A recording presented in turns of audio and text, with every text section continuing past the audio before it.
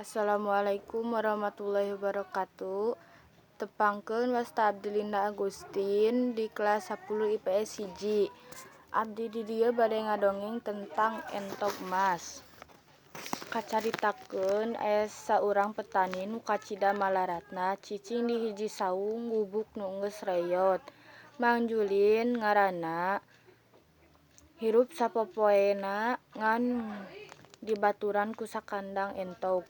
Hiji-hijina Mang Julin kacida nyaaheunana ka eta sakandang entog teh. Bubuhan manehna teu boga dulur baraya malih garwa mah. Hiji poe manehna indit ka sawah, isuk-isuk pisan manehna geus indit.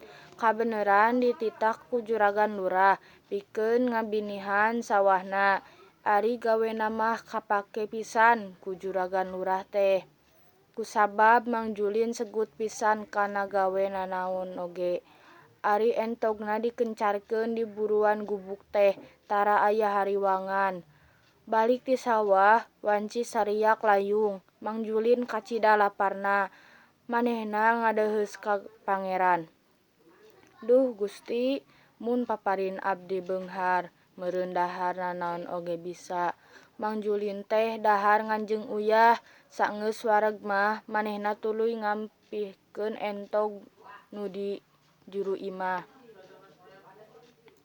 Isuk-isuk keneh Mang Julin kahudangkeun ku kingkilaban nu aya ti juru imah. Panasaran manehna tuluy cahaya gugurilapan teh disampeurkeun. Manehna teu nyangka yen cahaya nu kacida serabna teh tina kandang entog. Sing horeng teh entogna endogan.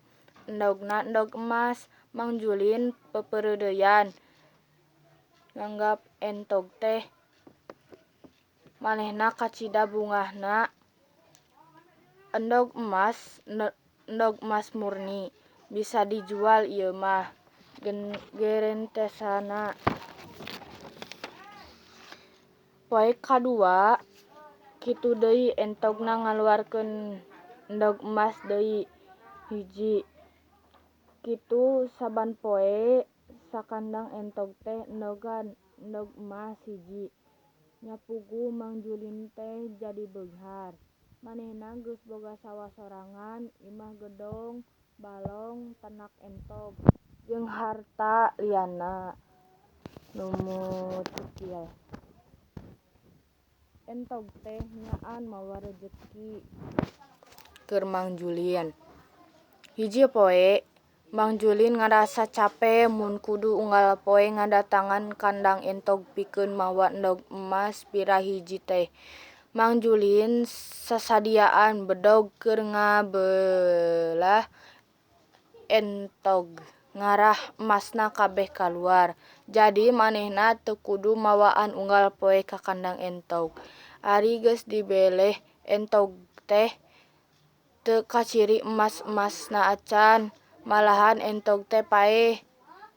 Mang Julin teh teu bisa ngabebeunah hartana. Manehna jadi miskin deui sabab unggal poe hartana beak dipake kabutuhan sapopoe. Sakitu ti abdi, hatur nuhun. Wassalamualaikum warahmatullahi wabarakatuh.